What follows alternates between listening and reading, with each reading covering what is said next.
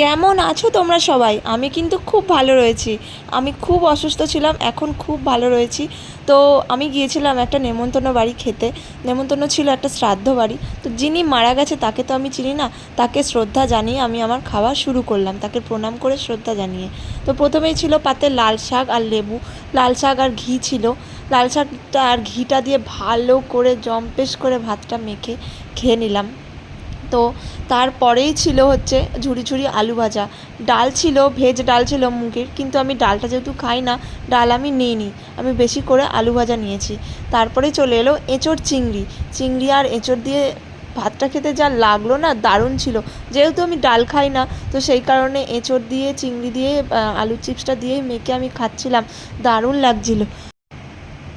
তারপরে দেখো তোমরা, এরপরে আমি আরও একটু এঁচোড় নিয়ে নিয়েছিলাম, আমার এঁচোড়টা এতটাই ভালো লাগে খেতে, রান্নাটাও দারুণ হয়েছিল। তারপরে ছিল পাবদা মাছ। তো পাবদা মাছের পরে ছিল কাতলা মাছ। কাতলা মাছটা আমি একদমই খেতে পছন্দ করি না, কিন্তু আমার বর বারবার বললো নাও, রান্নাটা খুব ভালো হয়েছে, বারবার বলছে নেবে না, কিন্তু নেবে, কিন্তু আমাকে না খাওয়ার জন্য ফোর্স করলে একদম ভালো লাগে না।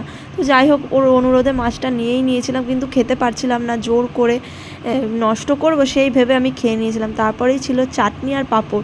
দই ছিল, কিন্তু আমি দইটা নিইনি, সেই জন্য ওর পাতেরটা দেখিয়ে দিলাম। রসগোল্লা ছিল আর হচ্ছে হজমলা ছিল। তারপর খাওয়া দাওয়া করে, পাশের বাড়িতেই ছিল, একদম পাড়াতেই। তো যাই হোক, খাওয়া দাওয়া করে রাস্তায় বেরিয়ে পড়েছিলাম বাড়ি যাওয়ার জন্য। বাই।